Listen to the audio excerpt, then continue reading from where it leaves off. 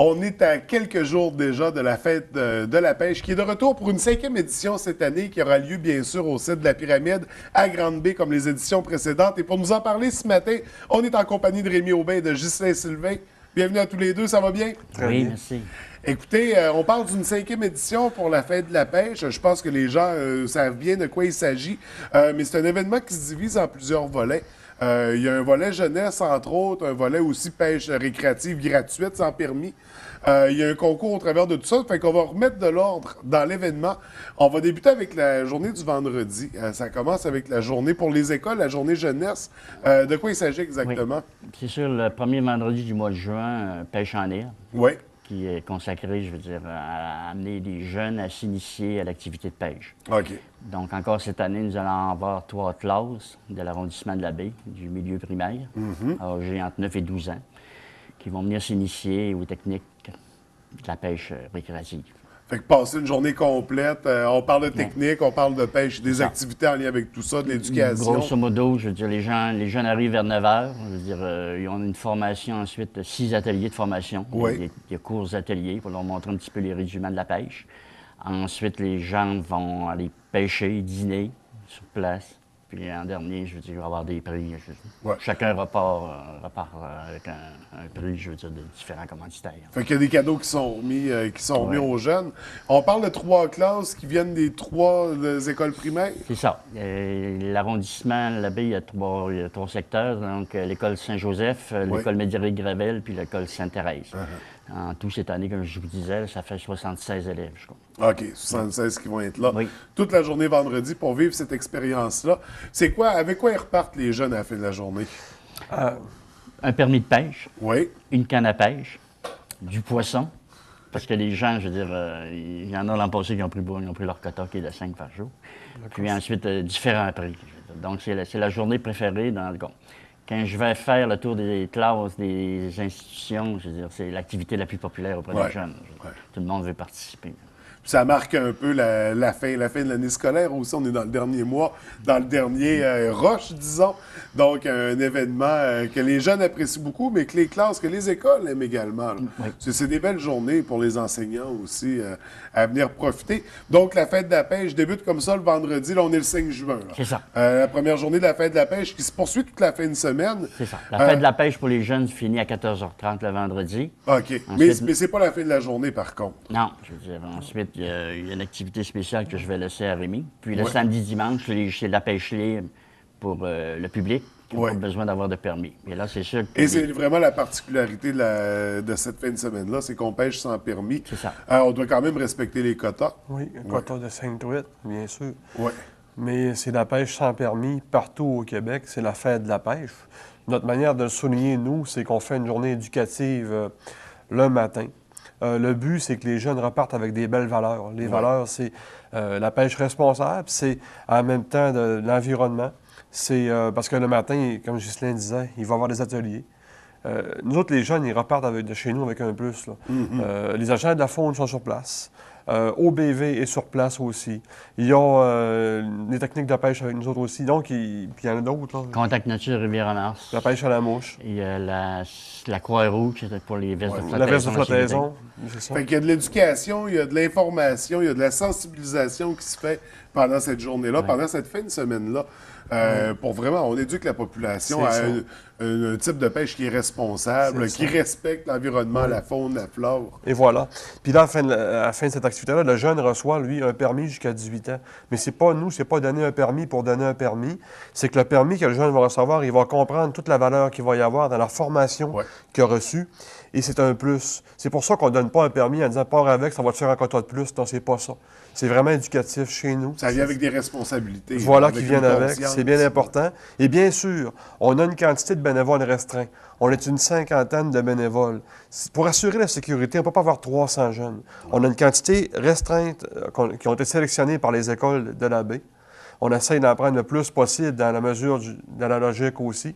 Mais si on prend 200 jeunes et qu'il arrive un accident, on ne voudrait pas. Donc, Ouais. on prend une quantité de jeunes qu'on est capable de gérer. On essaie de mettre 1 à 2 bénévoles par 4 jeunes parce qu'on est sur le bord de la rivière. Ça prend des flottes, ça prend de la sécurité.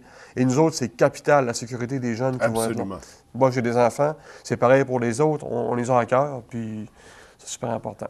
Donc, c'est pour ça qu'on y va avec 3 classes qui va donner, c'est ça, entre 75-80 jeunes. C'est ça. C'est quand même une bonne quantité de jeunes qui vont Quand on participer à parle, l'événement. Rémi parlait tantôt des adultes qui encadrent. Ouais. Ça, je veux dire, il y a 4 cartons. Je veux dire, donc, l'adulte va avoir son équipe de tons, entre guillemets. Donc, il y a 3 jeunes, puis un adulte qui va suivre, il va encadrer ces jeunes-là toute la journée. Puis, je veux dire, l'objectif aussi de cette activité-là, c'est d'assurer la relève. Les jeunes, on sait qu'il y a moins de relève un petit peu au niveau des jeunes pour la pêche sportive. Donc, l'idée, là, c'est de donner le goût aux jeunes de pêcher plus Oui, tard. oui, oui. Donc, de pratiquer cette belle activité-là. On parlait tout à l'heure, la fête de la pêche, c'est quelque chose qui est provincial. Il y a des éditions un peu partout. Et j'ai ouï dire que le volet bérivrain de la fête de la pêche, notre version ici, servait de référence à d'autres fêtes, d'autres événements ailleurs au Québec. Fait qu'on on met la barre haute, là. On a une activité de qualité. On a vraiment une fin de semaine de grande qualité, justement, peut-être de par l'implication des bénévoles, des nombreux partenaires qu'il y a autour de l'événement aussi, puis de la façon qu'on aborde la thématique, d'y aller dans un sens d'éducation, de sensibilisation, c'est peut-être ce qui rend ça plus intéressant encore. Donc, félicitations pour les organisateurs. C'est surtout au niveau des partenaires puis des Ouais. collaborateurs aussi. On est une vingtaine de partenaires, en tout, entre les collaborateurs puis les partenaires financiers, il y a une vingtaine d'organismes qui se greffent à ça, ce qui fait la solidité de l'équipe.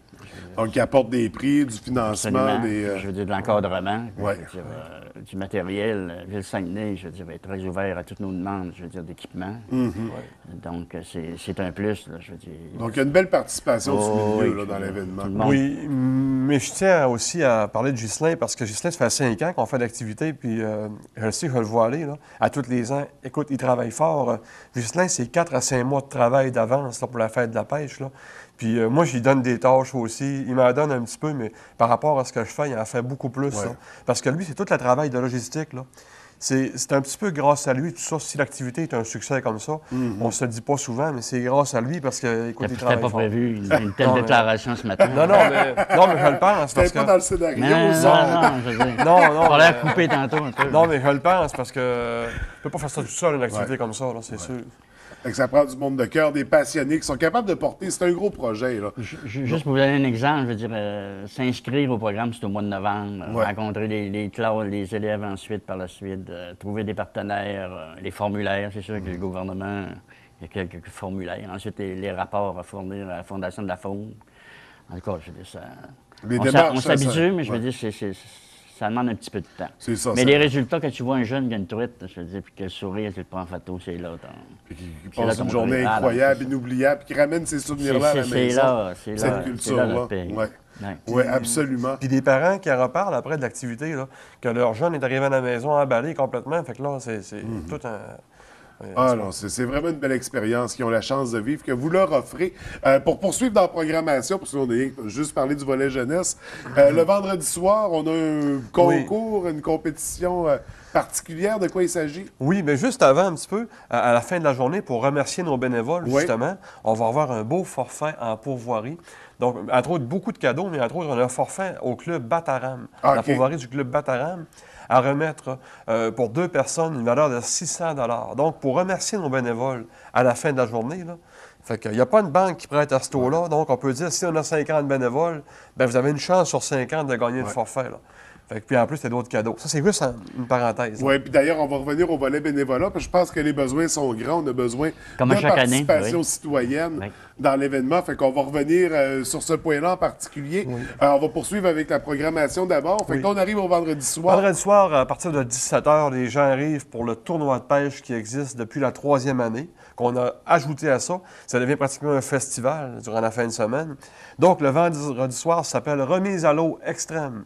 Une activité de compétition qui est vraiment agréable à vivre. Là. C'est en équipe de 2 que ça se passe. Oui. On a aménagé 5 fosses en avant de l'île du Quillard, la terrasse de l'île du Quillard. On amènerait 5 fosses. Et le but de l'activité, c'est d'enseigner les bonnes pratiques de la remise à l'eau des poissons. Parce que beaucoup de gens pratiquent la remise à l'eau des poissons, mais souvent, beaucoup de poissons vont mourir par la suite. Entre autres, beaucoup de gens ignorent que la truite, entre autres, ne coagule pas. Hein, la plupart des poissons ne coagulent pas ou coagulent très peu. Donc, il y a des choses qu'il faut savoir quand on fait de la remise à l'eau, comme pas prendre le poisson par les ouïes, pas le serrer trop fort, se mouiller les mains avant de le prendre. Ouais. Et là, ce qui est agréable, c'est que vous avez un pêcheur et un partenaire, puis un juge. Donc, il y a 5 juges, un à chaque fosse. Et quand la personne participe, il y a des manches de 15 minutes. Fait que là, la personne arrive. Le but, c'est que c'est pas seulement de prendre plus de truites. Hein. Le but, c'est d'avoir le plus de pointage pour les remises à l'eau. Fait que moi, si je prends une truite, j'ai 1 point. Mais la personne, votre partenaire, va aller chercher 5 points additionnels. Le juge va tout noter sa remise à l'eau à chaque poisson qu'elle va prendre. Et là, au bout de 15 minutes, on ferme la ronde et on poursuit. Il va y avoir des quarts de finale, demi-finale, finale, puis prendre les meilleures personnes, les meilleures équipes qui remettent à l'eau. Et le premier prix cette année, c'est un forfait de pêche en plan américain VIP à la Pouvoirie-Némisco pour 2 personnes. Donc, c'est quelque chose, puis beaucoup d'autres prix rattachés à ça aussi. Donc, il y a vraiment, on a parlé d'un grand prix pour les bénévoles, un grand prix pour le volet, la compétition du vendredi soir. Oui. Déjà, ça commence à être très alléchant juste à ce niveau-là. Si on poursuit dans la fin de semaine, les samedis et dimanches, qu'est-ce qui se passe? Samedi et dimanche, on va dire que c'est pêche libre. C'est bien important.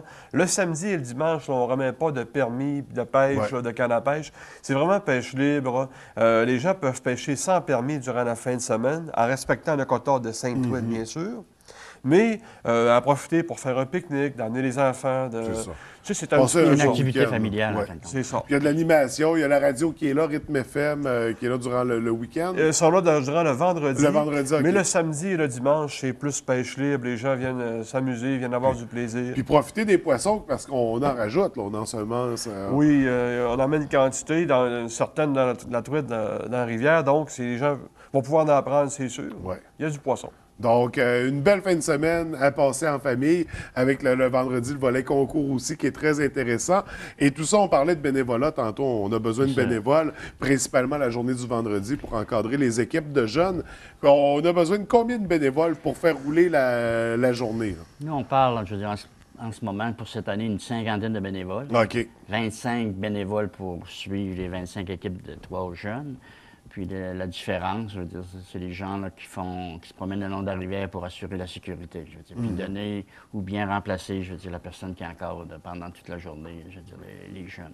OK, pour pouvoir avoir une rotation. Tantôt, vous parliez du succès de la pêche à la baie ici. Bien, le succès repose justement sur les bénévoles. On a toujours eu des bénévoles. Puis tous les années, c'est sûr qu'on veut s'assurer d'avoir le nombre de demandés. Donc, on n'a pas toujours les réponses. Les gens viennent à la dernière minute, puis on ne sait pas. Donc, il y a toujours Mais idéalement, quand les gens annoncent leur participation à l'avance, vous êtes plus en mesure de prévoir les besoins. C'est plus facile à structurer lorsqu'on divise les équipes, lorsqu'on donne aux bénévoles les 3 personnes qui vont encadrer durant la journée. Donc, c'est déjà son nom, puis je veux dire, c'est plus facile pour nous. Bon, on dit M. Jean Tremblay, exemple. Peut-être. Bon, Jean Tremblay. Donc, vous avez votre équipe. C'est Un nom populaire au 5 ça, il est assez répandu. Ça va avoir une meilleure subvention la prochaine. Ou par exemple, M. Saint-Pierre, qui pourrait dire pêcher des poissons. Oui, c'est ça. La multiplication. Bon, on va en rester là, monsieur. Donc, on a besoin de bénévoles pour l'occasion. Comment on fait pour se manifester, pour pouvoir participer en tant que bénévole? Le moyen le plus facile, c'est peut-être de rejoindre Rémi à l'accommodation des 21 au 544-4182. Puis après ça, lui, il va me transmettre. Parce que je ne suis pas toujours au bureau, puis surtout la semaine prochaine. Puis moi, je vais vous poser toujours la question si vous êtes des pêcheurs ou non. Parce que même si les gens ne savent pas pêcher, peuvent venir quand même. Mais quand les gens savent pêcher, ça me fait... Parce que je suis capable d'avoir un nom en disant un chef d'équipe. Parce que ça va me permettre d'avoir dans chaque équipe des personnes qui ont de l'expérience dans la pêche. Mais une deuxième personne qui a moins d'expérience, ça ne me dérange pas parce qu'ils vont souvent accompagner pour la sécurité ou avoir d'autres rôles pendant la journée. C'est ça, parce qu'il y a d'autres choses à faire pendant l'événement. Il y a des commissionnaires que ça nous prend, il y a des personnes qui vont peser les poissons, qui vont m'aider pour le concours, le tournoi de pêche. C'est ça, entrer les données informatiques, je veux dire, monsieur, en tout cas, on a un bénévole pour ça, entre autres. Cette année, il y a une madame qui, en tout cas, on va dire, elle est photographe, en tout cas, donc OK. elle va prendre des photos d'ambiance. Donc, tout le monde, un petit peu, va avoir une petite responsabilité là, pour assurer la réussite de l'événement. Puis Ouais. surtout au niveau, toujours la sécurité. Ça, c'est Ouais. sûr que on ne déborde pas de ça. Là. Et pour remercier les bénévoles, on parlait, il y avait des petits tirages de prix, Oui. dont un voyage assez intéressant pour 2 personnes. Sinon, ça ressemble à quoi les prix qu'on peut Ben là, remporter? souvent, on fait tirer des cannes à pêche. Il va y avoir des petits forfaits, c'est passé. On donne un rafraîchissement à nos bénévoles. Ouais. Une casquette qui vient avec ça. Donc, je dirais qu'on les reçoit à l'île du Quilleur. On fait un genre de petit 4 à 7 à l'île du Quilleur. On remercie Matro de Sylvain de nous recevoir Ouais. sur la terrasse. Puis c'est agréable parce que les gens reparlent de leur journée. Puis il y a un côté convivial qui est là. Mais à tous les ans, c'est la même gang qui arrive. Puis vraiment, là, c'est très recherché. Oui. C'est la même gang, mais qui s'est ouverte. là. C'est une grande famille, on accueille Oui. des nouveaux, il n'y a pas de problème. Oui. Donc, les gens qui ne se sont jamais impliqués dans cet événement-là, c'est l'occasion cette année de s'y intégrer. Ça Oui. vaut la peine. Puis l'ambiance, l'esprit pendant cette journée-là, ce week-end-là, c'est vraiment... C'est festif, là. Puis Ouais. justement, la gang du 4 à 7 est là. T'as d'autres gangs du tournoi qui arrivent le soir, ça bouge. Puis cette année, j'ai une surprise à la fin de la soirée, justement, à 21h. Je donne pas le nom, mais il y a un groupe très populaire qui va venir faire un petit spectacle de musique sur la terrasse. Donc, on ne peut pas dire c'est qui. Non, c'est pas tout de Cette suite. valeur, je le sais aussi, puis je le conseille fortement aux gens. Ça va donner... ça va donner une belle soirée, là, vraiment. Un week-end riche en événements, en fête de la pêche, finalement. Oui. Donc, et tout ça grâce à des organisateurs comme vous qui êtes passionnés, qui travaillez fort pour monter des événements comme ça, des équipes de bénévoles, des commerces partenaires qui s'impliquent également. Donc, on a de quoi être fiers là, d'avoir un événement comme ça, d'une aussi grande ampleur, puis de savoir que c'est une référence partout au Québec pour les autres municipalités qui organisent des fêtes de la pêche pendant cette... Disons qu'on a une bonne structure. Ouais. C'est sûr qu'on essaie de l'améliorer d'année en année, mais je veux dire, on a une base assez solide là, qui fait le succès de l'événement. Oui. Puis le site, en même temps, qui rajoute beaucoup, là, le site de la pyramide avec... C'est sûr, il y a beaucoup de facilité. Je veux dire, Ouais. on peut facilement faire le goûter. Le stationnement est là. Je veux dire, il y a de l'espace. Les jets d'eau pour les enfants, La pour rivière est s'amuser dans juste la à journée, côté, la je veux rivière, dire, oui. C'est le site idéal. Vraiment, la plus belle place pour faire l'activité est là. C'est vraiment idéal. Oui. Donc, un site unique, incroyable. C'est là que ça a lieu. Donc, la fin de semaine du 5, 6 et 7 juin. Donc, pas en fin de semaine, mais l'autre. C'est un Oui. incontournable. Là, on y va. On se présente. On s'inscrit pour le concours. D'ailleurs, est-ce qu'il faut s'inscrire à l'avance ou on Oui. le fait sur place? Vous pouvez m'appeler puis vous pouvez inscrire d'avance. C'est bien important parce que les places sont limitées pour OK. le tournoi de pêche en soirée. Oui. Pour les bénévoles, ben là, il faut me téléphoner à 544-4182 ou vous venez me voir à l'accommodation puis on va prendre votre nom comme bénévole. Ouais. Et si on a oublié de le faire, on peut toujours se présenter sur place le jour même, mais on suggère d'aviser à l'avance pour pouvoir prévoir les besoins. Puis on demande aux bénévoles de se présenter le vendredi à 8 h le matin. Oui, à 8 Oui. h le matin, dès le début de la journée. Parce que les jeunes arrivent à 9 h puis on fait un briefing avant 8 Oui, h. ouais. Donc, c'est notre fin de semaine de la fin de la pêche. 5e édition, une belle édition qui s'annonce. On invite les gens à y participer en grand nombre. C'est vraiment une belle activité. Félicitations pour votre organisation, vos implications. Donc, je suis convaincu que la 5e édition va être un autre succès. Donc, merci beaucoup d'être venu nous en parler à l'émission. Un plaisir. Donc, on vous souhaite une belle fin de la pêche et à bientôt. Merci Merci. beaucoup.